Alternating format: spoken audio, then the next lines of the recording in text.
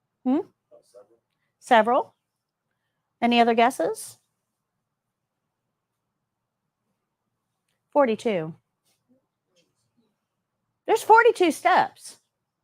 We're not toasting the bread. We're not even baking the bread. It's 42 steps to make a peanut butter jelly sandwich.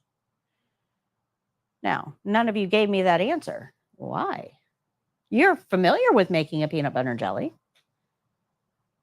When you're familiar with something, you tend to shorten it in your brain and overlook all of the little steps because you just consider it part of the whole. Okay, so let me prove this to you. Again, you never take anything I say at face value. Let me prove it. So we need bread to make peanut butter and jelly. Bread is in a wrapper. The wrapper is closed with a twist tie. So we need to get our bread, undo the twist tie, open the wrapper, and get 2 pieces of bread, but you need a place to put it. So you need to open the cabinet and get the plate out and close the cabinet and put the plate on the counter. You need to put the bread on the plate. Then you need to do the little spinny thing with the bread and put the twist tie back on so it doesn't go stale and put it back on the counter. Now you need your peanut butter. Go to the cabinet, the pantry, or wherever it's at, open it, get your peanut butter, close the cabinet, put it on the counter. Go to the fridge, search for the jelly. Open the fridge, get the jelly, close the fridge, put the jelly on the counter. Now you got to remove the lids. You got to unscrew the peanut butter lid, put it on the counter, unscrew the jelly lid, put it on the counter. But you're not going to spread this peanut butter with your fingers, are you? What do you need? A knife. So you got to open the drawer, get your knife, close the drawer. Now you put your knife in your peanut butter, get a scoop, spread it on the bread, wipe it off on the other slice of bread. Get some jelly, spread that on the bread, put the knife in the sink, put the lid back on the peanut butter, open the pantry, put it back, close the pantry, put the lid back on the jelly, open the fridge, put it back, close the fridge. And now you can put your 2 halves together and enjoy your peanut butter and jelly sandwich. 42 steps. Now you're hungry, aren't you? I did not. Yeah, we talked about sandwiches and peanut butter and jelly today. I did not invent anything there. I did not add anything unusual or crazy. Those are the actual legitimate steps to making a peanut butter and jelly sandwich. So if I can be that detailed with peanut butter and jelly sandwich, understand that every step is in this step-by-step process.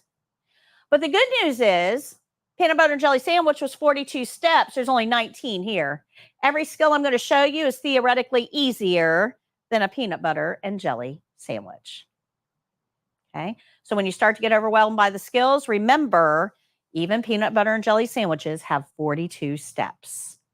But you don't think about it once you understand how to do it. Then it just becomes habit. You need to get to the habit stage. Good? Oh, Andrea. Good morning, Miss Patty. I was your student during February, March. I had my exams on Monday and I passed both of them. It wasn't as scary as I imagined, thanks to you. Congratulations, Andrea. Great job. I love it. You guys need to let me know when you pass because that's a huge benefit to those that are still learning. Okay, so make sure you come back and let me know. All right, so do you guys understand how to use this page when you're learning? But after you've done this a couple times, you don't need all 19 of these steps. Go back to page 52 in that little gray box at the top of 52. That's your Cliff Notes version. It just kind of goes over like our 4-step peanut butter and jelly. Goes over the highlights. So this is for learning. Page 52 is for reviewing. Got it? I cover both bases with you. The bottom of the page, you're going to see your supplies for this skill. We're going to need a clock, a pen, and a documentation form. You can see a sample of documentation form here in the second column. And of course, I've got some review questions here. If you can answer those review questions, you've got the knowledge that you need to be successful in this skill. But while we're doing this, go to page 168, maybe? Let me look here. Yeah, 168. I was right. Go to page 168 in your skills book. These are sample documentation forms. This is the exact documentation forms used on the state exam. And you can use this to practice with. But if you're paying attention to Pulse, you will see that there are 2 lines there. How many evaluators do we have? 2. So for this skill, you've got a live patient laying in the bed. You are going to be on one side of the patient taking the pulse, and one of the evaluators is going to be on the other side of the patient taking the pulse. That's how they're going to grade whether you're accurate. So you're both going to be taking the pulse on the patient at the same time. So you need to announce when you're starting the count and when you stop the count so that they're starting and stopping at the same time you are. But because there's 2 evaluators and they have to grade you independently, you're going to have to count with both. You'll count with evaluator number 1.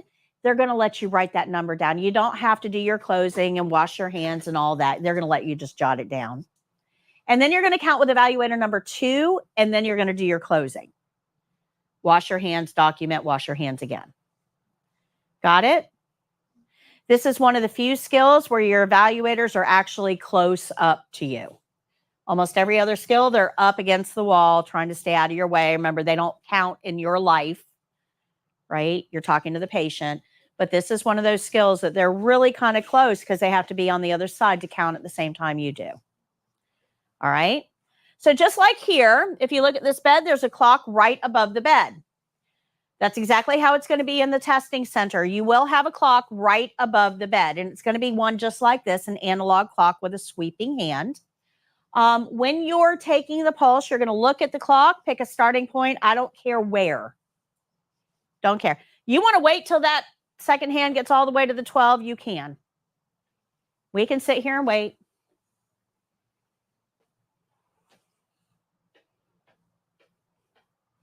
Start. Where do those evaluators want to be? Home in their pool, drinking their Mai Tais. You can wait, and it's okay. They'll let you, but you don't have to. You can start counting with the second hand on the 4, as long as you end with the second hand on the 4. You can start counting with the second hand on the 6, as long as you end with the second hand on the 6. So I have a trick I use, because when you're counting, you're not going to remember all that, right? So I have a trick I use. So I know sign language. So the way you count in sign language is 1, 2, 3, 4, 5. We all know this, right? 6, 7, 8, 9, 10. So when I'm taking a pulse, I have this hand on the pulse, my dominant hand. You want to use your dominant hand. I'm right-handed. This hand is on the pulse. This hand is keeping track of where I started. So if I started with the second hand on the 4, I do this. That way I know the second hand has to end on a 4. If I start with the second hand on the 7, I'm doing this. So my hand always knows where to stop counting. Got it? Now, I never start counting on the 11. I just wait till the 12. Then I don't have to remember anything. Start at 12, end at 12, easy. Okay, good. That's a little trick to remember when you start counting. Otherwise, you're waiting until that second hand gets to 12, and that's a lot of wasted time. Good? Questions? So a minute, we're not actually going to count a minute. We're not going to count seconds, right? We're not thinking to ourselves, 1 Mississippi, 2 Mississippi, 3, because we're trying to count the pulse. We're going to let the clock count the seconds. We just need to know where to start and where to end. Okay. Now, for those of you who use smartwatches, you cannot use them in the state exam. You can in a workplace, though. So if you've got like a 1-minute timer on your smartwatch, you can just set the 1-minute timer and then stop counting when it beeps. But you can't do that on the state exam. Now, I'm going to tell you something about pulse, though.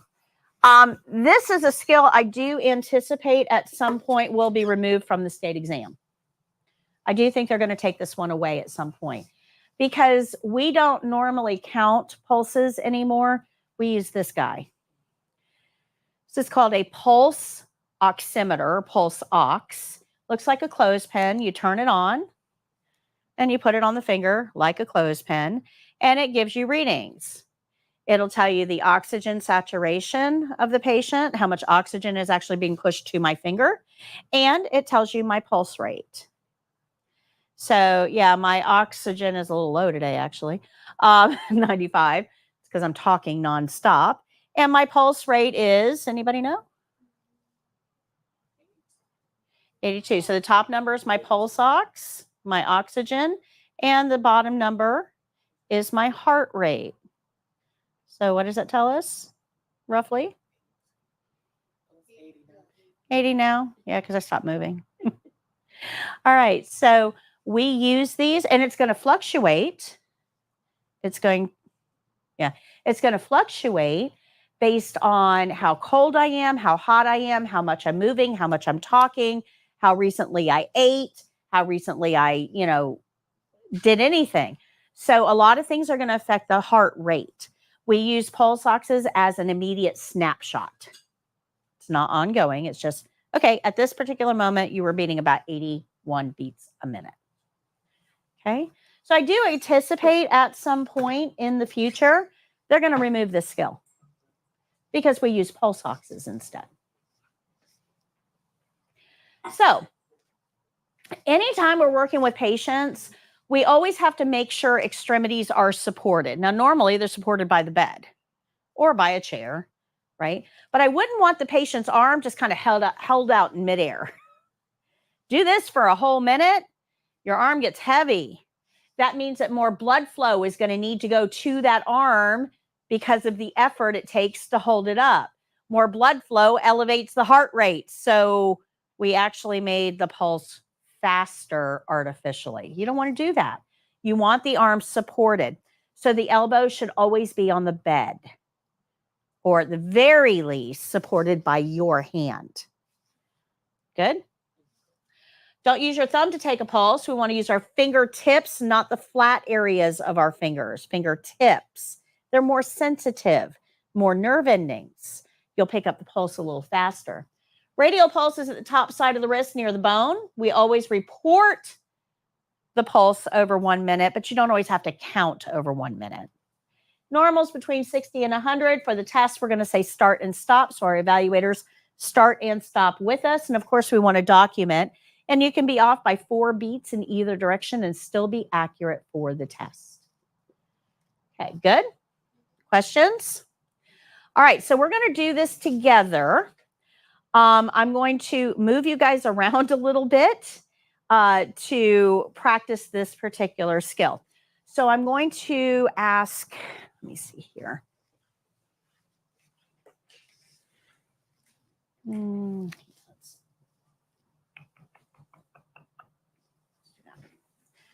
Okay. I'm going to ask you to come sit here. Anybody ever take a pulse before, know how to take a pulse? Do I have any experienced people here? Okay, so I'm going to work with you specifically, okay? So I'm going to ask you to come sit here. And I'm going to ask you to take her chair, and basically you're going to flip over on this side of the table and sit in her chair. Okay, so right now we have, let's see here. Oh, okay. So you come over here. I'll be your third. Okay, I'll be your third. So come on over here and have a seat. So we have on one side of the table 1 person, and on the other side of the table 2 people. That's how I set this up, right? So if you are the 1 person, like me, and you, and you, and you are the patient at this moment. So you're going to put both of your arms out on the table, palm up, supported by the table. You're going to find the pulse on the hand closest to you. So the people on the other side of the table, find the pulse on the hand closest to you. Okay. So I'm going to put my hands out. You can leave it on. I'm just doing this for you. Yeah, for you. So find the pulse. So you want to be way up at the thumb side. So let me have my, Should be this way, right? Are you right-handed? Yes. Okay, so you're going to take your right fingers. You're going to go right there. Put your thumb on the back. Okay, find the pulse on the hand closest to you. If you have the pulse, say yes. You have the pulse? Okay. Go up toward the ceiling a little bit more. Up here. Nope. Right Way up. here? Way up here.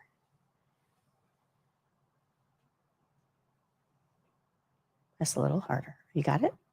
Yes. Everybody good? Go ahead and find the pulse. Now I'm going to do the timing for you. When I say start, I want you to count the thumps you feel under your fingers until I say stop. Okay? Everybody ready? Ready, set, start.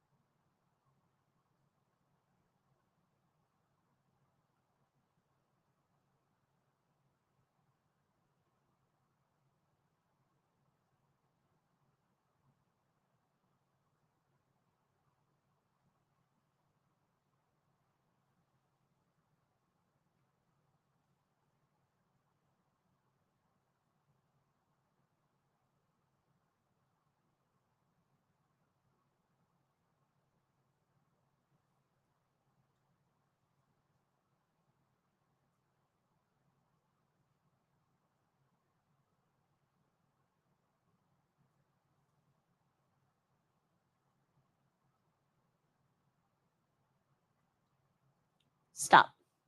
What'd you get? Okay. Okay, what'd you get? Okay. All right. So those of you that were the patient, right? How long was that minute? Oh my gosh. You're like, isn't this done yet? Oh my gosh, let's go, let's go. So if we don't prepare our patients, they're going to start talking in the middle of that. What's that going to do to your count? Yeah. So what you want to say to your patient is, this is going to take me a full minute. I'll need you to remain quiet during that time, but I'll let you know when I'm done. Okay. Otherwise, patients, when they get nervous, they get chatty. They will get chatty. So we've got to be careful about that. Make sense? All right. So one of the other two, so one of you guys is now the patient. Now you can stay in your seats. Just one of the other two, put your arms out. So we'll use you. Find the pulse on the arm closest to you.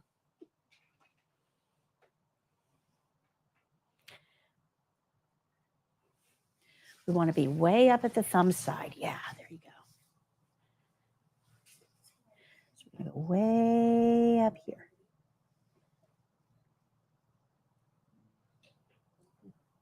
Press a little bit harder. I don't think you're pressing hard enough.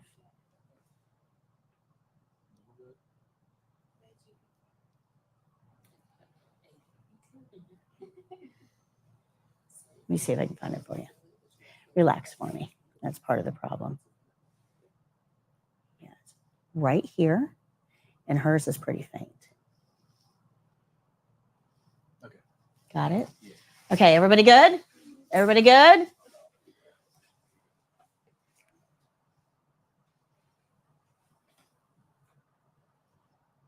Let me know when you guys are ready. Okay, ready, set, start.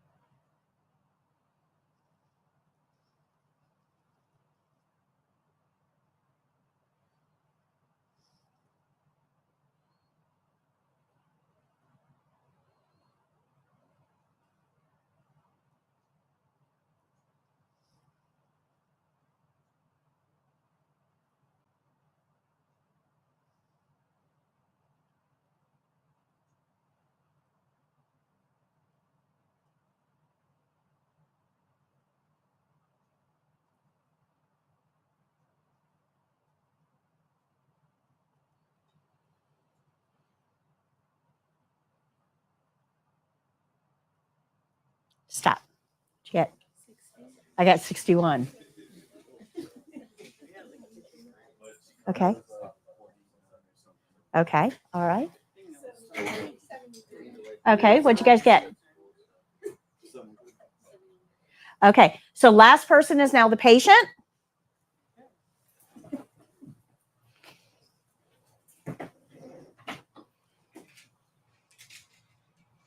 Tell me when you have the pulse rate.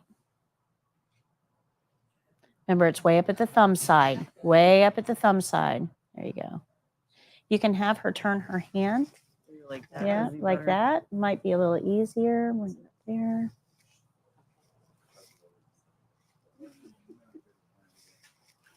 Okay. So let's scoot over that way a little bit. And then take your, yep, go like that. A little bit higher. There we go. Right in there should be. Okay. All right. Are we ready? Ready? Start.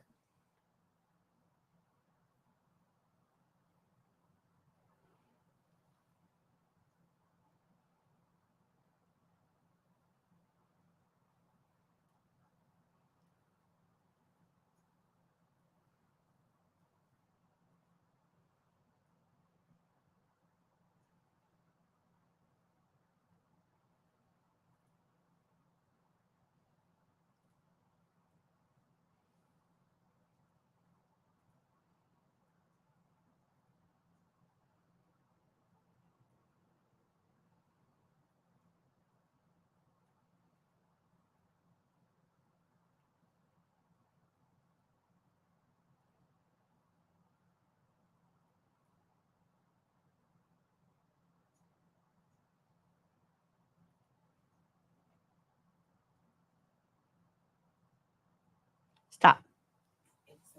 I got 89. Good. Which- 68. 80. I got 42. Okay. 68. Okay, very good. Go ahead and resume your normal seats.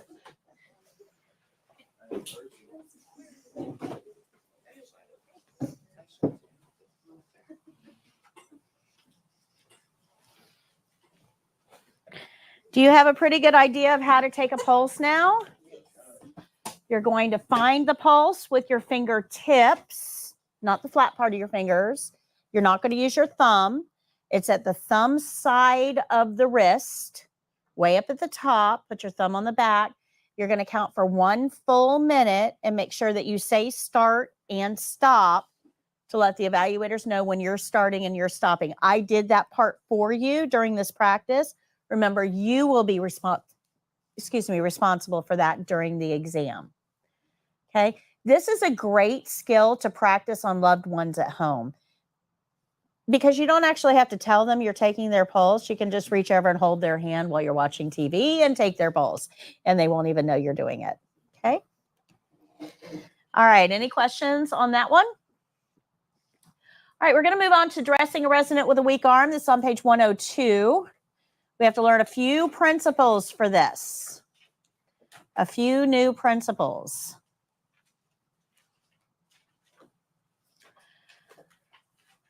So if you look at, I'm going to have to stand up. If you look here, this is our principle listing, the principles that are going to apply to this skill, right? We know skill rules. We follow the care plan. Every skill starts with an opening. Every opening starts with a knock. We have to evaluate if we need gloves. Now, gloves aren't based on the skill, by the way. Gloves are always based on the patient. Because if I have a patient who is holding on to all of their own body fluids like a champ, and I don't have to put on undergarments where I'm going to be near their bathing suit areas, and they have no body openings, I don't need gloves. But if I've got somebody with a big old incision on their hip,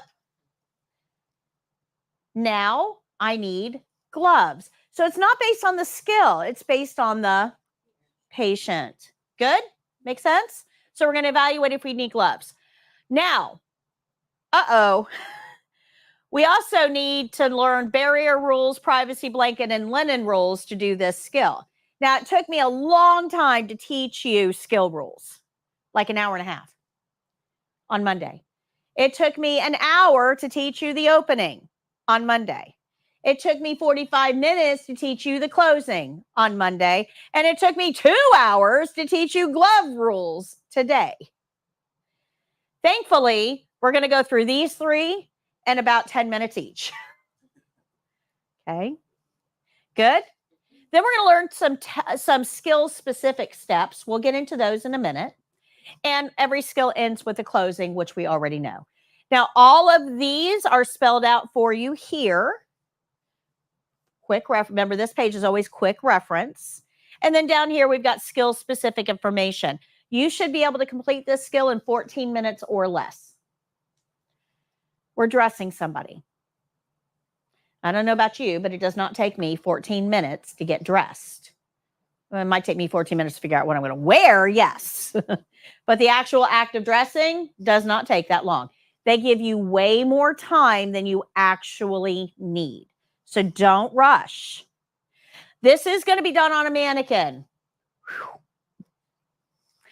That mannequin will be in bed. Charting is not required. I do have a video for this. We are going to watch this video in just a little bit. And here's your Cliff Notes version of this particular skill. Just going to stay up here. Okay. So the first principle that we have to learn in this listing that we don't already know is barrier rules. So let's get into barrier rules here. This is going to be located on page 84. And this is a pretty big principle. If you look at all of the skills here, you can see that we're going to use a barrier in 1, 2, 3, 4, 5, 6, 7, 8, 9, 10, 11, 12 skills.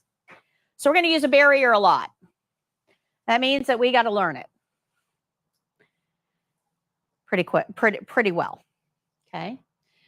Again, I have a video on this. I'm not going to show you in class, but the video is available for you if you want to watch it for additional instruction. All of you guys were invited into the online course. You got the invitation for the online course. That video is going to live in that online course. It is also on our main website under animated lessons. So lots of places for you to see it. Now, the instructions for this are located on page 85, and I'm going to break this down for you. These overbed tables are used for meals. That's their primary purpose. But the patient's going to use it for everything else too. It's the only surface they can reach if they're laying in bed. So you're going to see chapstick and tissues and juice boxes and crossword puzzle books and cell phones and all kinds of stuff all on this table.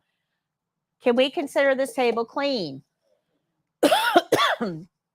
No, they're not clean. They're used for meals, but they're also used for everything else. They're not clean.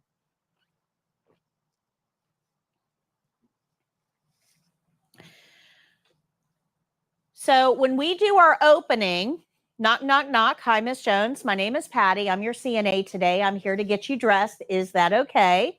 Close curtain, wash hands. Now I can go get my supplies. So I'm only touching supplies with clean hands, right? Only touching supplies with clean hands. So my supplies are clean. The hands that have held those supplies are clean. And the table is not. So I have to have a place to put those clean supplies that is also clean. And that's where the barrier is going to come in. I need a clean place to put my clean supplies.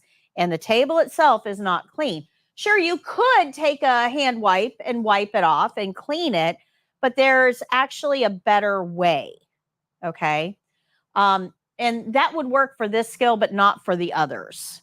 So we're just going to use one process that covers everything because I don't want you to have to think during the test. Okay. So a barrier makes a clean surface. Now, that term barrier is exactly what it sounds like. It is a barrier. It is a something that separates your dirty surface from your clean supplies. So a barrier can be anything. It can be a washcloth. It can be a bath towel. It can be a paper towel. It can be literally anything that separates your clean supplies from your dirty table. But for the test, we're going to use something very specific. This, its technical name, its real name, is a disposable underpad. Okay, disposable underpad. It has an absorbent side and it has a waterproof side. We're going to use this as a barrier. We're using it for other things later too, but this is what we're going to use as a barrier for all skills that we need a barrier for. Now, we like this because it's absorbent. And if we spill water during bathing skills, that water's not going to drip onto the floor. Okay, so we want to make sure that we're using it with the absorbent side facing up. Now, this shouldn't be confused with this. This is also an underpad, but its name is a washable underpad. That's a disposable underpad. This is a washable underpad. Now, those are a lot of syllables. That's a lot to say. And we use these things all the time, so we don't want to say all those words. So we shorten it. We have nicknames. We have chucks because you chuck it when you're done with it. We call them chucks. And this is a bed pad. Okay. So if somebody asks for a bed pad, they're talking about the washable ones. If they're talking about a disposable, it's a chucks. Good. Questions? The one thing you're going to learn in this class is everything in medicine has two names. Everything in medicine has two names. Some things even have three. Yay. Like it's not confusing enough, right? So in your book, I have something on that too. Trust me, I haven't left anything to chance. Go to page 37. For those of you playing along at home, I don't have a slide on this. This is page 37. It shows you all of your supplies. It also shows you the different names for those supplies. So a bath basin is also called a wash basin. An emesis basin is also called a kidney basin. A toothette is also called an oral swab. An orange stick is called a cuticle stick. An emery file is called a nail file. Emery board is called a nail file. Gate belt is a transfer belt. Chucks are underpads. Bath blankets are privacy blankets. You can see that, and we're going to go through more as we go. Everything has two names. So if you ever get confused when you're reading the step-by-step instructions, I want you to know where to go to find the other name for that item. Okay, good. I've covered all the bases here. So a barrier is going to give us a clean place to put our clean supplies.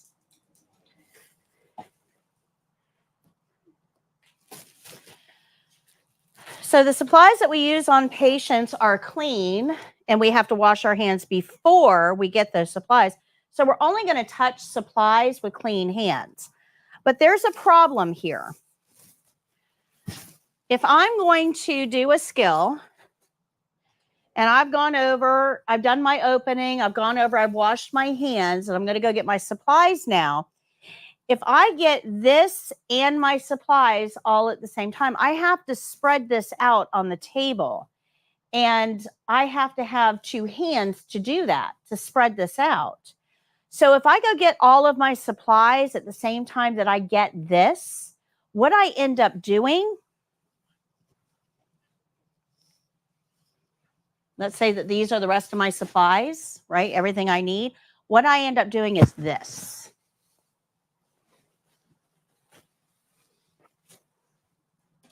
Okay. Everybody see that? My uniform is not clean. It's brushed up against that curtain. What do we know about the curtain? It's leaned up against the patient's sheets on their bed. What do patients do in bed? Yeah, everything, right?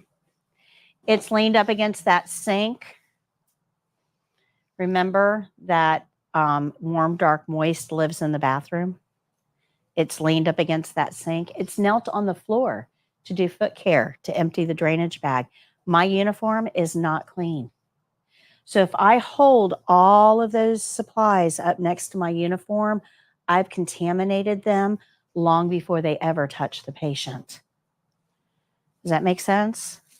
So our rule here is that your uniform is not clean once you start work. You've leaned against the bed, the sink, the curtain, knelt on the floor. Clean supplies cannot touch your uniform. This is a major infection control violation. It counts big on the state exam. So as we go through this program, as I teach you these principles, you're going to see that some of these principles are repeated. Some of these ideas are repeated on certain principles. That means that they're going to count really big on the state exam. If you see something on more than one principle, pay attention. This is one of those. You're going to see this again in just a minute. Okay. Clean supplies cannot be held against your uniform. Super important. So we don't try to get the barrier with our supplies. We want to go get that barrier first. Otherwise, if we try to get the barrier with the supplies, we're going to end up holding those supplies against our uniform. So you want to wash your hands, go get the barrier first, put it on the table, and then go back and get the rest of your supplies. Good? Questions on that? Okay. So to prevent contamination, get that barrier first, spread it on the table, then go get the rest of your supplies. This is what keeps your supplies clean. And the problem is that pathogens aren't visible. You can contaminate something and not ever realize you've contaminated it. You can't see it. But remember, your patient is the one at risk. We talked about that a lot today. So all the steps that I'm going over with you right now are basically to keep our patients safe. They're the ones at risk. So here's our important concept. We're going to get our barrier first, spread it on the table, and then get the rest of your supplies. Good? Okay, so we just managed a whole nother principle. Yay! So we now know skill rules. We follow the care plan. Every skill starts with an opening. Every opening starts with a knock. Every skill we evaluate if we need gloves. Can anybody tell me one of the 3 reasons we might need gloves? Okay, body fluids. Cuts, non-intact skin, and bathing suits. Personal skin. So if I'm going to touch body fluids, personal skin, or non-intact skin, I need gloves. So if we need supplies, we have to have a clean place to put the supplies. So are we going to get our barrier with our supplies? Separate. So first. Yep. Good. Okay. So we know skill rules, opening, glove rules, barrier, and of course we know the closing. So out of the 11, we have 5 under our belt. We're going to learn number 6 now. Am I going too fast? Okay. So now that we know barrier, let's move on to privacy blanket. Dignity is essential, and so is comfort. Now, this is hard for CNAs to think about unless I point it out to you.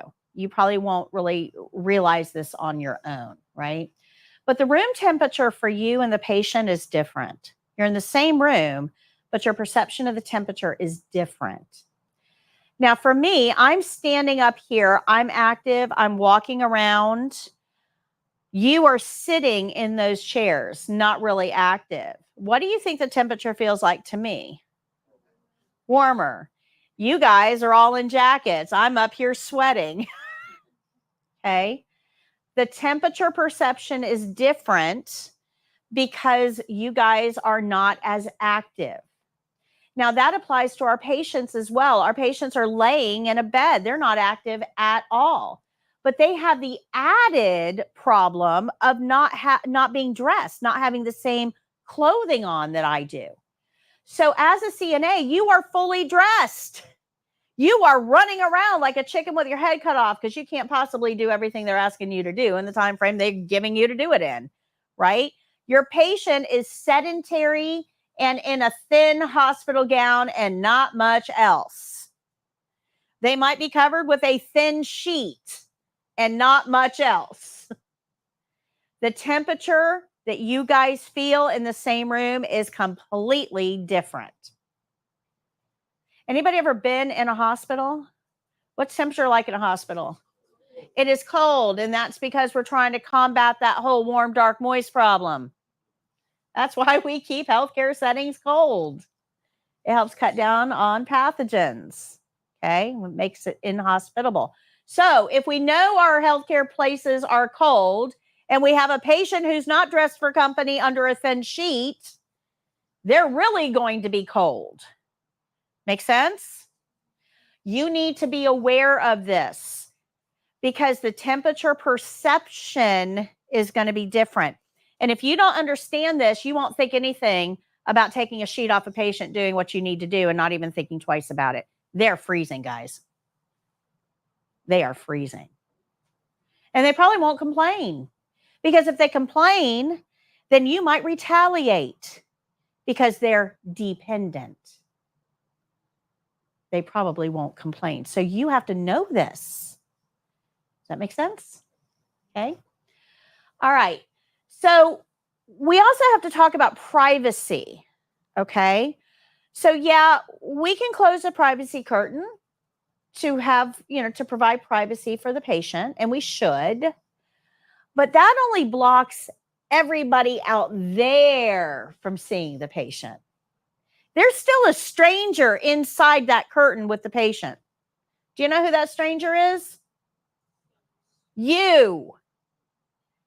Do you really think that that stranger that doesn't know you at all wants you to see everything they've got? Now, to you, it's just another day at the office. You don't care, seen one, seen them all. I don't care, I'm jaded, whatever. But that is not your patient's experience. Should also not be yours, by the way, because then you're dehumanizing your patient. You guys get that? But unfortunately, that's the prevailing theory out there. Seen one, seen them all, don't care. But it matters to the patient. That is their stuff that you're looking at. So the privacy curtain doesn't protect them against you. And you can make them feel very uncomfortable and exposed. Okay? Got it? Probably not something you think about, right? All right, so privacy curtains do not protect the patient from you, and promoting dignity is essential, and this is why we use privacy blankets. A privacy blanket is something we're going to put on the patient anytime we take their sheet off, and that's going to help keep them warm. So there's that temperature problem, but it's also going to protect them from unnecessary exposure to the stranger in the room. That's you. Okay. Don't skip privacy blankets, especially those of you who currently work in healthcare. If I've got anybody in here that's worked in healthcare previously or currently, everybody out there skips this. Guys, if I am the body in the bed, do not skip this. If you are the body in the bed, do you want this skipped? We've got to be careful here not to cut corners because those corners have an effect on our patient. Okay? So this isn't going to be on the care plan. That's why it's a principle. So principles are never on the care plan. These are things you have to know to be a good CNA, but they won't be on the care plan. So the care plan is not going to tell you to use a barrier for your supplies. Care plan is not going to tell you to use a privacy blanket for privacy. A care plan isn't going to tell you when you need to wear gloves. Care plans don't tell you to read the care plan. They don't tell you to do the opening or the closing. Care plans don't tell you that. These principles are things you need to know as a CNA. Good. Do you guys understand the difference there? Okay. That's why we have to learn this. All right. So privacy blanket will make sure that the patient is always covered with something.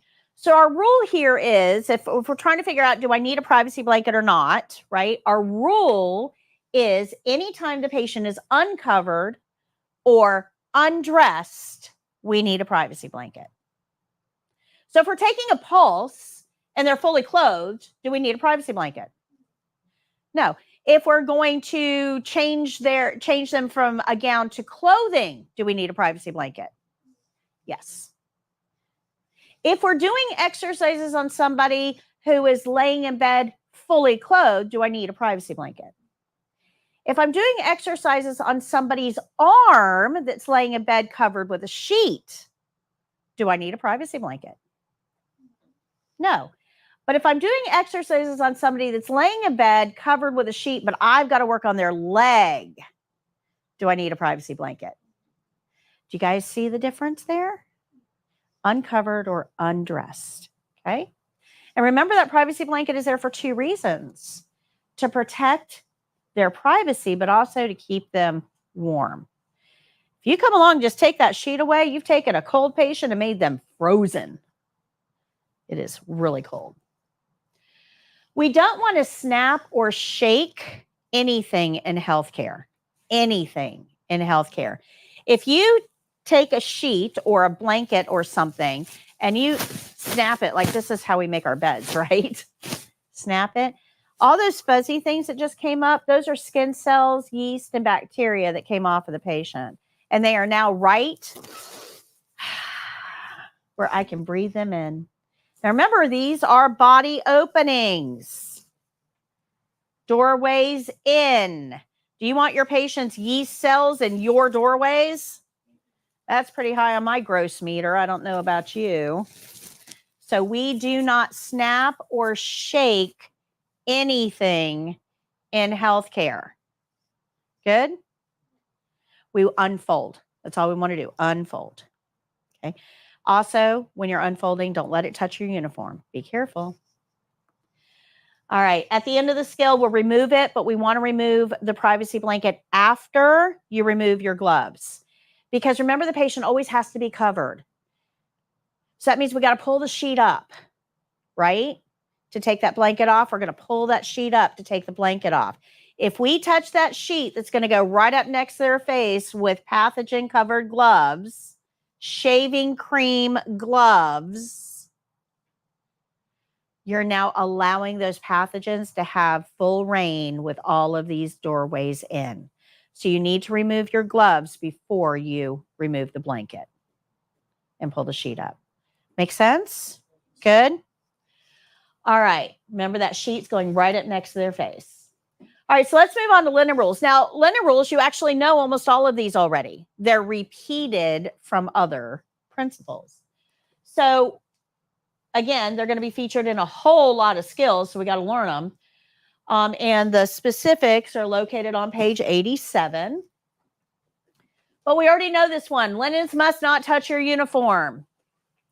So if you're getting patient clothing, or you're getting a privacy blanket, or you're getting towels or washcloths or sheets or anything, you don't want it to touch your uniform. We also know this one too. In order to get linens, you have to have clean hands. So let me stop here real quick, time out. Let's talk about the test. So during the test, chances are you're probably going to forget a supply that you need. You have to learn your supplies. Care plan doesn't tell you supplies. You have to learn them. We went over that last class. You got to learn your supplies. But chances are you're going to forget. Now, there's no checkpoint that says got the right amount of supplies. You're not graded on it. But you are graded on what you do with those supplies or don't do because you don't have them. Make sense? Okay.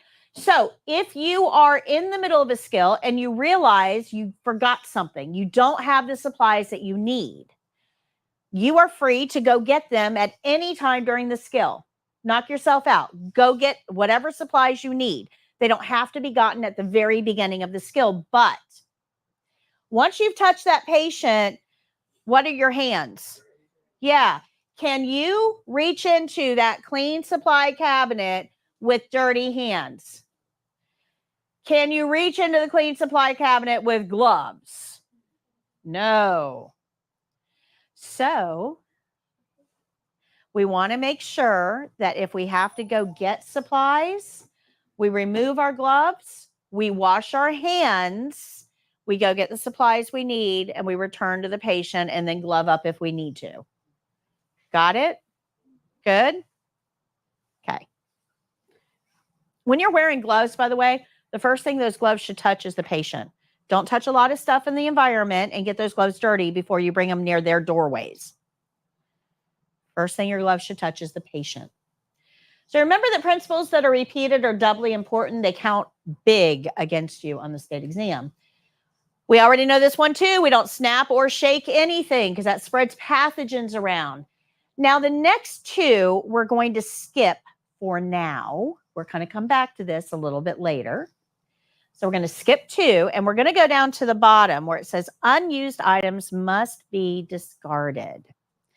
So anything that you take and don't use, you can't save for later, because anything out of our sight in healthcare cannot be considered clean. What if Mrs. McGillicuddy comes in and sits on that pile of washcloths? They're not clean. What if she spills coffee on the floor and picks up a washcloth to clean it up, but there's no hamper in the room, so she doesn't know where to put it, so she folds it up and puts it back on the stack? Happens all the time. Anything out of your sight cannot be considered clean. What if we have a bug problem in the patient's room? Happens. Anything out of your sight cannot be considered clean. So if we don't use it, take what you want, but if you don't use it, what do you think you need to do with it at the end of the skill? Discard it. Put it in dirty linen. Get rid of it. Yeah. Good. So if we're taking 10 washcloths to wash one hand and we're only using 2 washcloths, that means 8 could have been used for somebody else and now they're in dirty linen. So are you going to be able to get all of your tasks done if you run out of linens? So we've got to learn our supplies. Good. Yeah, remember, items out of your sight cannot be considered clean. We'll cover the rest of linen rules in a future lesson, but that pretty much covers what we need to know for this skill. So now we know to follow the care plan. We know every skill starts with the opening. We know to evaluate if we need gloves. And for this patient, we don't need gloves, heads up. We're going to use a barrier on the table to create a clean surface. We're going to use a privacy blanket because we're getting our patient dressed, and linen rules are going to apply. We'll look at some skills specific here, and then we're going to do our closing at the end of the skill. So now that we know the principles, let's see how to perform them. If you look at this, right, this is one of those over there. I just put it up here for you. You can see that all of these steps have to be completed for 100% on the state exam. You notice that only half of them have anything to do with dressing? I mean, we've already got half of our checkpoints done, and we haven't even started dressing the patient yet. Got it?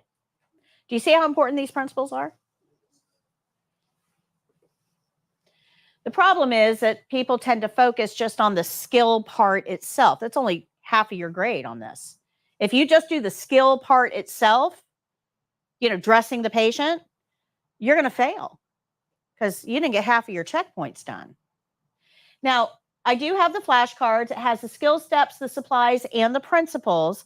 So this is just a reminder for you. Let's focus on the skills specific now. So all of the steps that aren't colored in are skill specific on this checklist. So about 50%. And I have a lesson on page 98 for this. But the big thing here is that we want our patient to be able to choose their own clothing. The way that you dress really is an expression of your personality. It also expresses your mood. Not you guys, because you're in uniforms.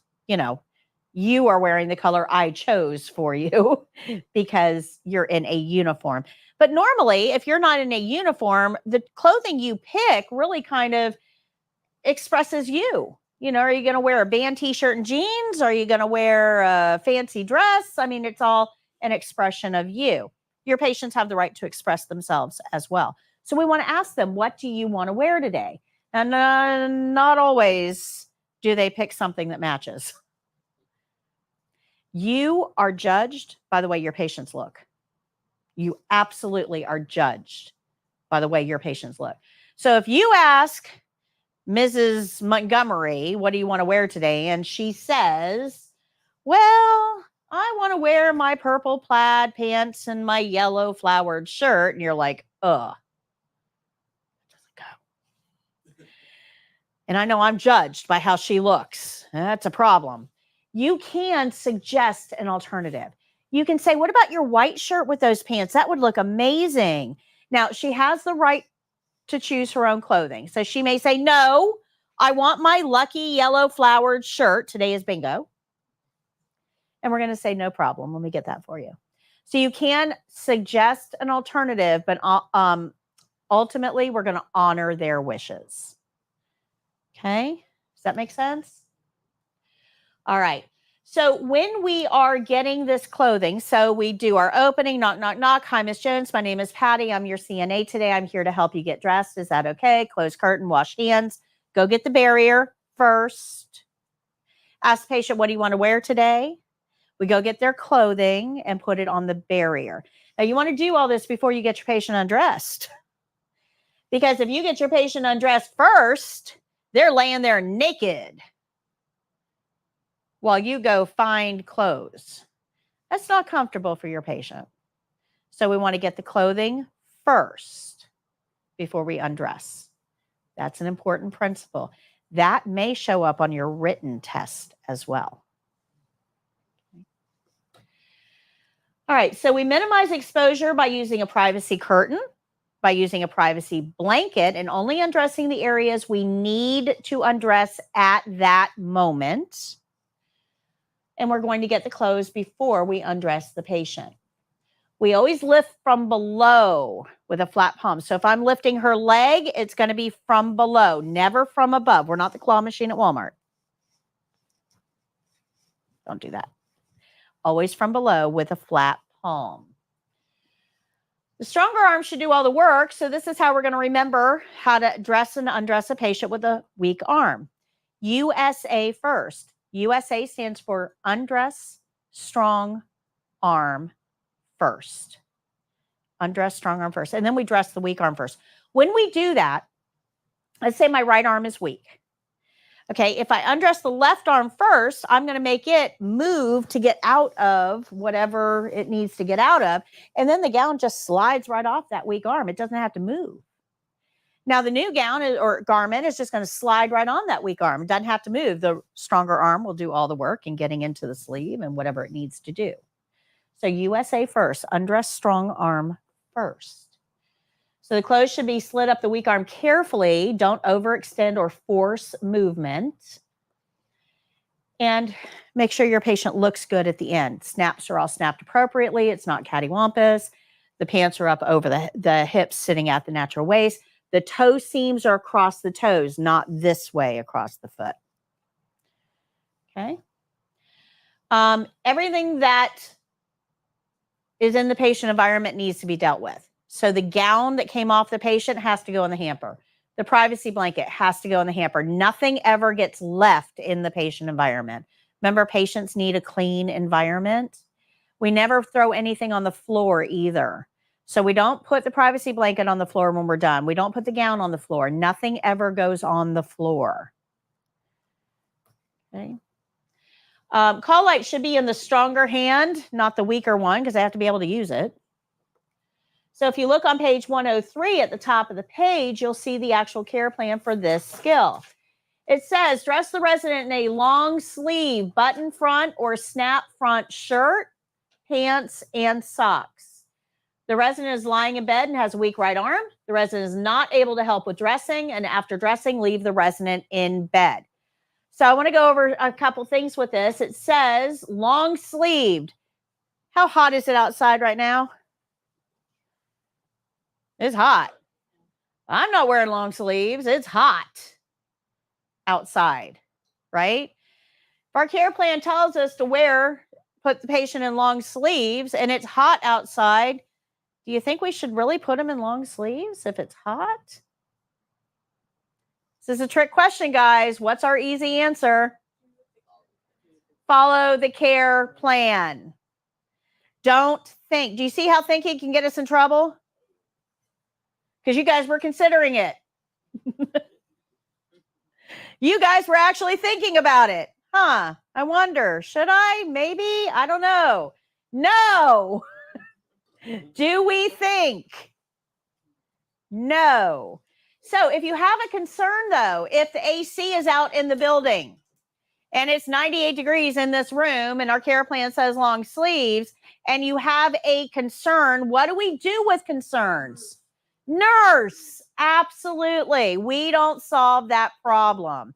But there's a whole lot of reasons why long sleeves are indicated outside of temperature. Way more than you think. If the patient has a condition that has photosensitivity, that means it's affected by light. There are medications that make patients have photosensitivity. We don't want them to be in short sleeves. We need long sleeves to protect the skin from any light exposure. If the patient has a weeping rash, we may be using long sleeves to help protect, cover those holes. Starting to see that? If the care plan says long sleeves, it may not have anything to do with temperature. Okay? If the patient has a weak arm, we always dress side to side, not top to bottom. Top to bottom means you have to put your hands up. Side to side, garments slide on and off much easier. All right. So our skills specific here, we're going to ask about clothing preference. We're going to get clothing before we undress the patient. We're going to support all joints while lifting. We're going to undress the strong arm first. We'll gather the sleeve and dress the weak arm first. We don't want to overextend or force movement. We want to adjust clothing. The dirty items go in the hamper and the call light in the stronger hand. Now you've got this in your book. You have a copy of this banner. Okay. You'll also get a review sheet today that has it for you to fill in. I'm a firm believer in do the work. Don't just listen to me. That's why I have review sheets for you. Those of you that are playing along at home, the review sheets are in the flcnatraining.com. You've got all of the review sheets that they have access to here.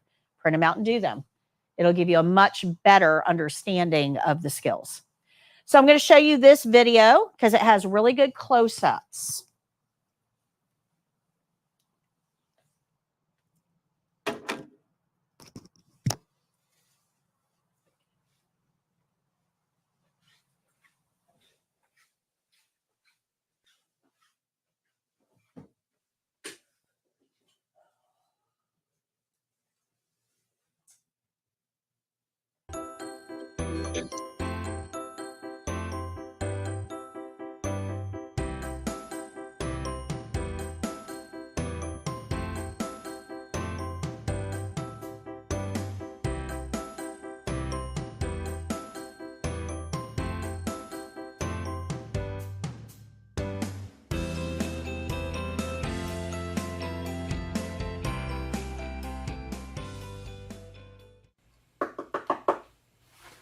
Hello, Mrs. Jones. My name is Patty. I'm your CNA today. How are you? Good. I'm here to help you get dressed. Is that okay? Okay, I'm going to close your curtain. Let me go wash my hands, get my supplies, and I'll be right back. The first thing that I'll get is a barrier to put on my table to make sure that my supplies remain clean. Mrs. Jones, what would you like to wear today? Your light pink pants and dark pink shirt? Okay. Is this the outfit that you described? Wonderful. I'll get a privacy blanket as well. Okay, Mrs. Jones, I'm going to spread this privacy blanket out over you. This will keep you warm and help protect your privacy as we do this skill.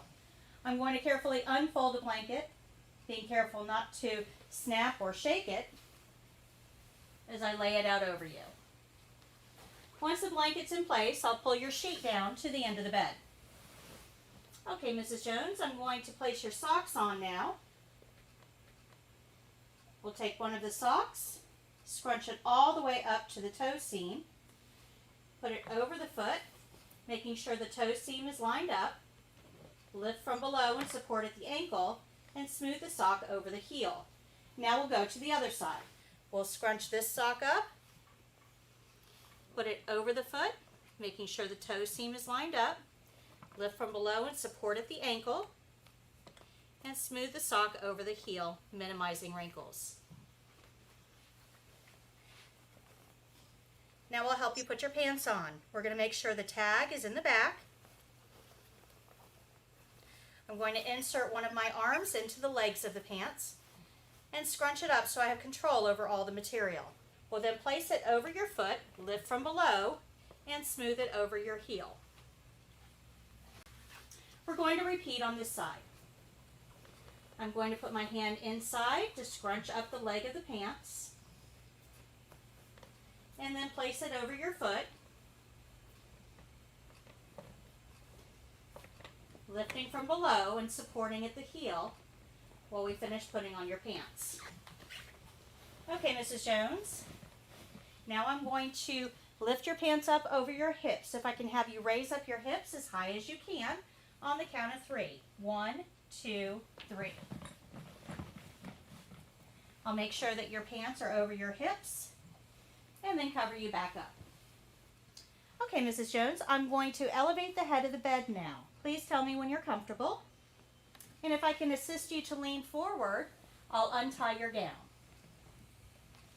Thank you. I'm going to tuck a corner of the blanket behind your back as you sit back. And now I'll remove the gown from this side. We're going to undress the strong arm first. Since our care plan indicated your right arm is weak, we'll undress your left arm first. I'm going to the other side of the bed now. Okay, Mrs. Jones, I'm going to undress this arm. Being careful to minimize the movement and support the arm at the elbow as I lift it off the bed. We'll remove the soiled gown. We'll go ahead and rest your arm back on the bed. Okay, now I'm going to assist you with your shirt. I'm going to scrunch up the arm of the sleeve and put my hand through backwards, keeping your arm supported on the bed. I'm going to lift your hand and hold it as if we're shaking hands. This will keep all your fingers together as we place the sleeve over my hand and then over yours. Once we have the sleeve in place on your arm, we'll extend your arm out. I'll support at the elbow as I bring the sleeve the rest of the way along your arm. If I can have you sit forward, Miss Jones, let me assist you. Thank you. Make sure that you remain covered and smooth the shirt along your back. Come on back, Mrs. Jones. Thank you. Okay, Mrs. Jones, I'm going to assist you in putting your other arm in your sleeve. So I'll scrunch it up, put my hand in through backwards. And Miss Jones, if I could have you reach your arm up and back for me. I'll assist you to put your arm in the sleeve. Okay, Miss Jones, we'll rest your arm back on the bed now while I straighten your shirt and make sure that it is snapped appropriately.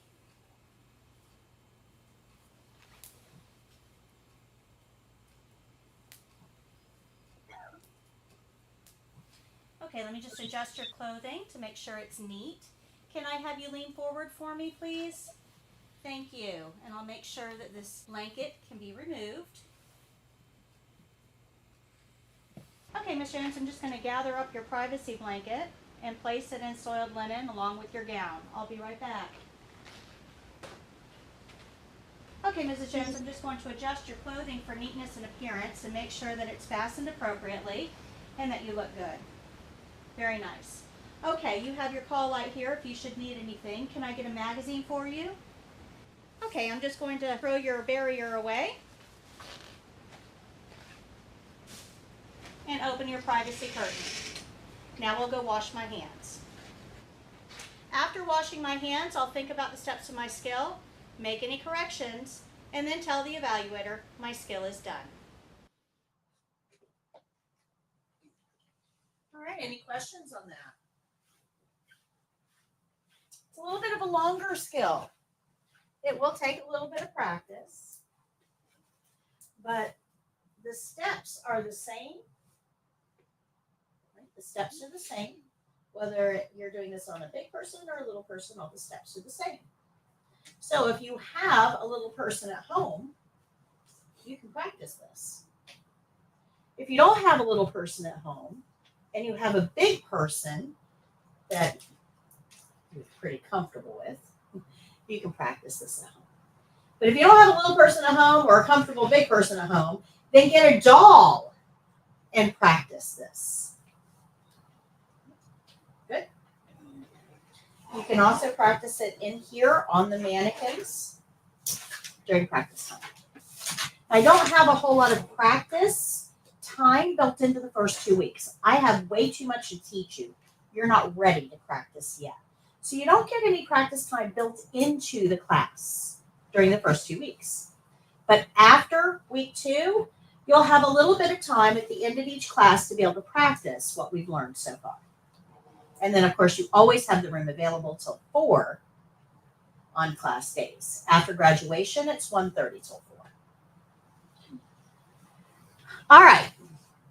So we're going to learn, let me go back here. We're going to learn range of motion. So if you can turn to page 76 in your book.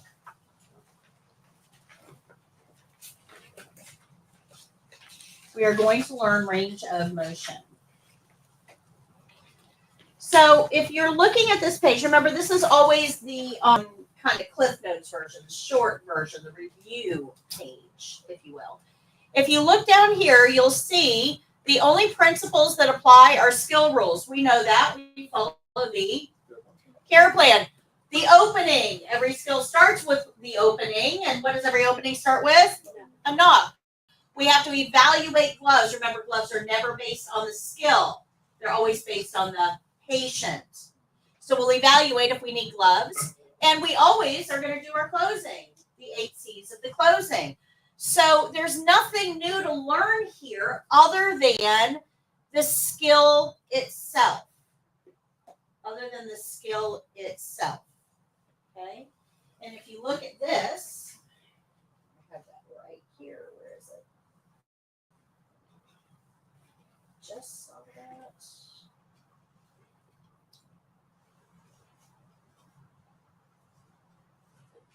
Okay. So here's our checklist. Remember, anything without a color is skill specific. Right? Anything that's just plain white is skill specific. If you look at this, almost every single checkpoint on here has to do with skill rules, opening, glove rules, and the closing. Do you see that? There are only 5 steps that are graded on the actual skill. So if you're not doing your opening, you're not going to pass. If you're not doing your closing, you're not going to pass. Okay? Starting to get the importance of those. Okay. And don't forget it when you're out there working either. This is not just for the test. All right, so this skill is about range of motion. Range of motion are exercises that are going to be done on a certain body part. And all we have to do is follow the recipe. Our care plan is going to tell us what body part, what exercises, and how many repetitions. Follow it. That's it. Range of motions are the easiest skills on the state exam as long as you follow the recipe. the care plan. Okay? But let's talk a little bit about the exercises themselves. And this is something that CNAs get messed up quite a bit because we're in a healthcare facility. We think everything that we're doing with the patients are designed to make them better. But there's a problem with that line of thinking. Okay? There's two reasons that you would do exercises: to get better or regain what you've lost. But you can also do exercises to stay the same or retain what you have.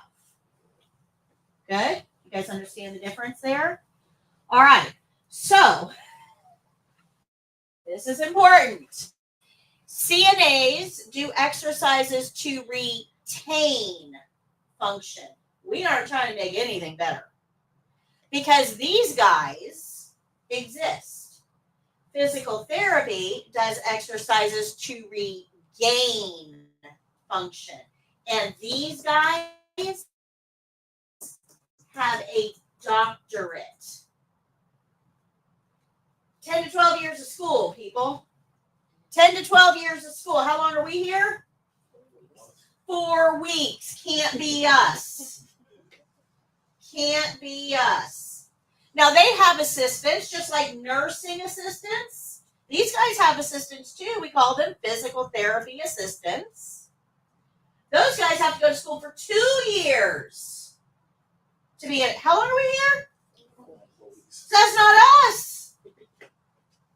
Okay? So understand that you've got to be in the right camp here. We never say, no pain, no gain. Not us. If we inflict pain, we stop. Not us. Because remember, we're simply trying to keep what the patient has, not make them better. But let me explain to you why this would be a problem.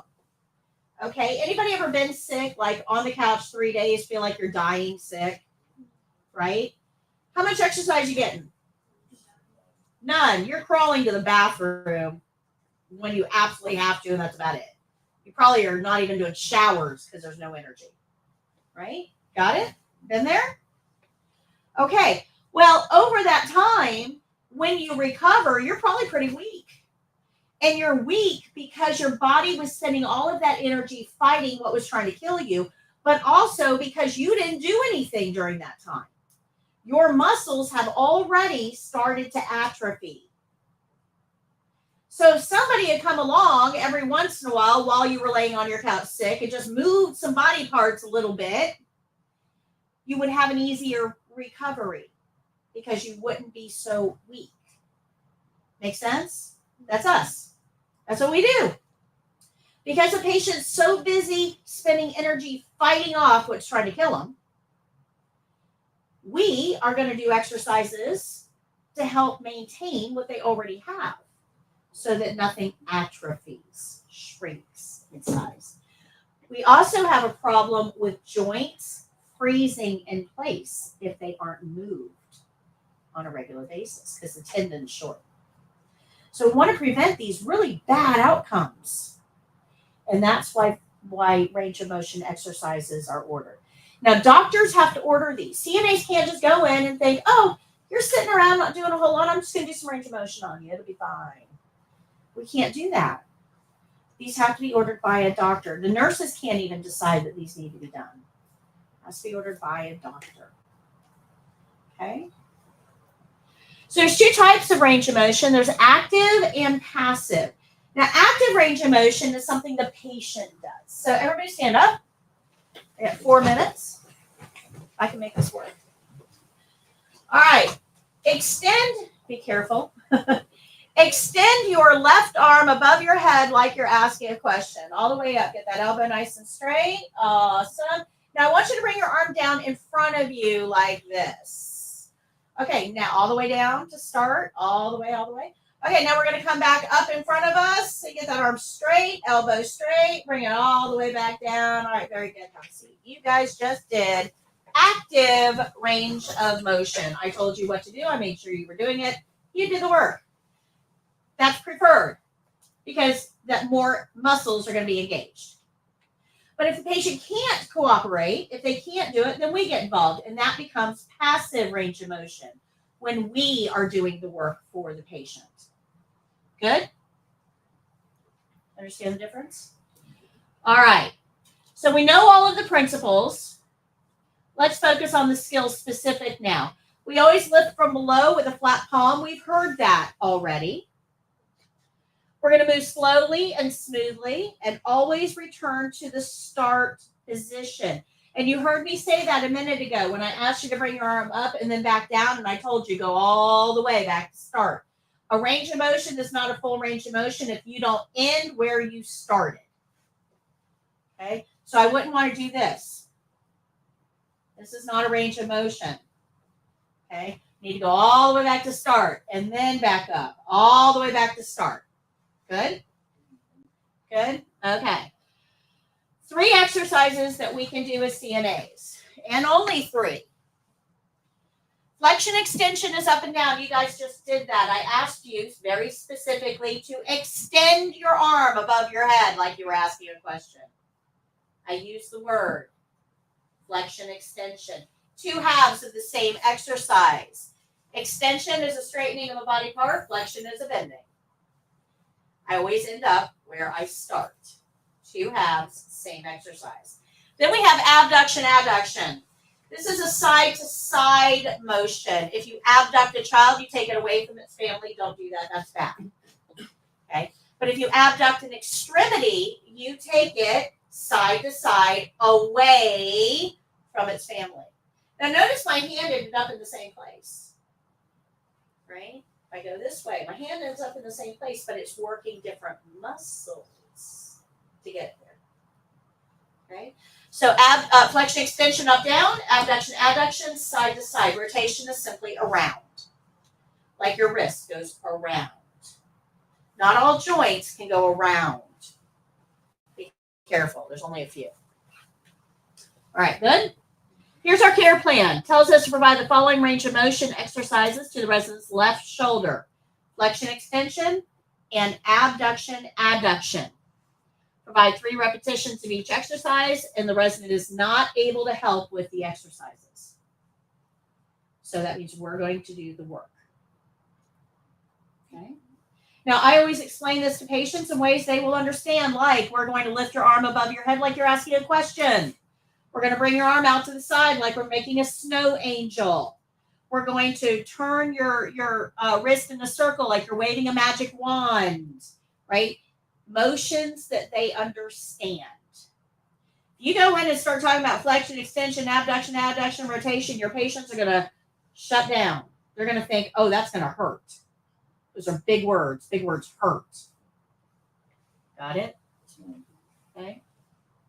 All right, we always want to monitor for pain or discomfort throughout the skill. So you're going to hear me ask, are you having any pain? Does it feel okay?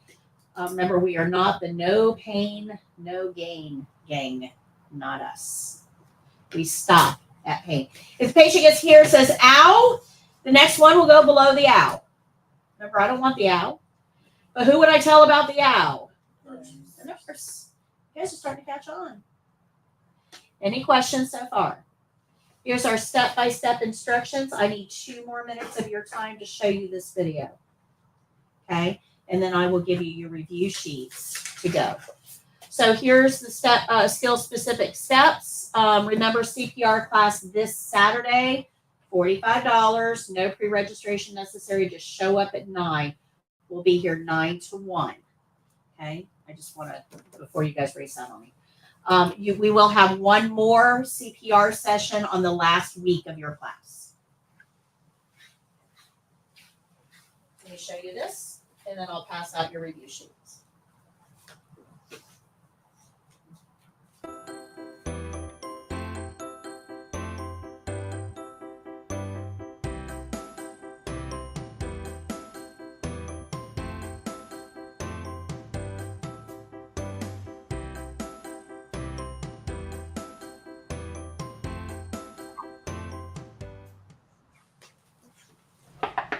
Hello, Hi, Mr. Jones. My name is Patty. I'm your CNA today. How are you? I'm doing great. How about yourself? I'm great.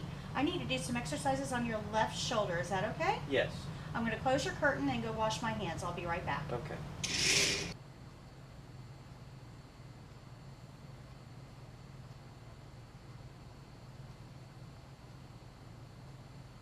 Okay, I'm going to do a series of exercises. We're going to repeat each one 3 times each. The first one's going to be a flexion extension where I raise your arm over your head and back down to the bed, and we'll do that 3 times. Is that okay? Okay. I'll do all the work. All you have to do is let me know if there's any pain or discomfort. Okay. I'll stretch your arm out here to start. So we're going to raise it above your head and back down to the bed 3 times. Okay. Supporting at both joints. We're going to go all the way up and all the way back down. Feel okay? Yes. Any pain? No. We're going to go up again and all the way back down. That's 2. 1 more. Up and all the way back down. That's 3. Feel okay? Yes. All right, your next exercise is an abduction adduction. We're going to swing your arm to the side and back in. We'll do this 3 times. Okay. Like you're making a snow angel. Okay. So we're going to go all the way up and all the way back down. That's 1. All the way up and all the way back down. That's 2. All the way up. Feel okay? Mm-hmm. And all the way back down. That's 3. Are you comfortable? Yes. Can I get you anything, such as a magazine? No. No. Okay, your environment is clean. Here's your call light. If you should need anything at all, please let me know. I'll go ahead and open your curtain. And there's nothing else that you need? No, ma'am. Okay, I'm going to go wash my hands. Thank you. Thank you. After washing my hands, I'll review all the steps of my skill, make any corrections, and then tell the evaluator my skill is done.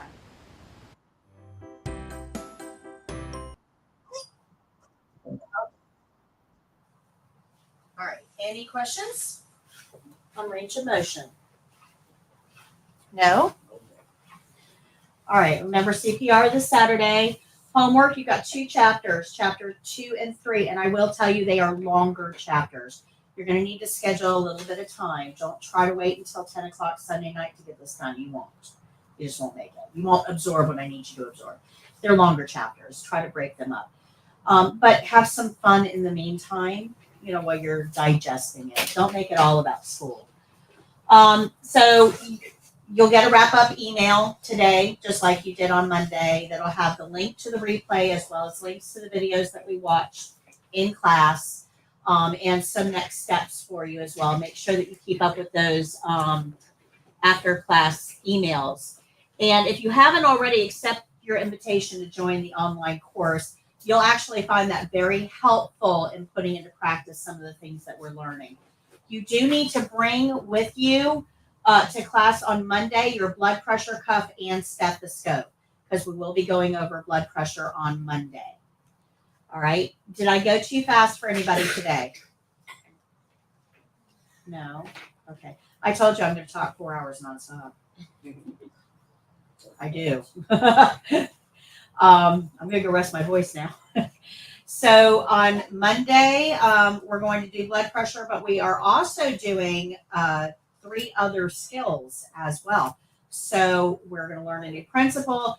There's a lot going on Monday, but after Monday, it gets a little bit easier. Okay, right now we're laying that foundation for you, giving you all of these building blocks to work with. So a lot of learning happens the first week and a half. After that, you'll learn still as you go, but it becomes a little bit easier. So if you're struggling so far, just know that it is going to get a little bit easier after next week. Okay? If you're not struggling, you got this down. You are awesome. Good job. If you have any questions, any problems, you can always email me. My email address is at the top of your syllabus.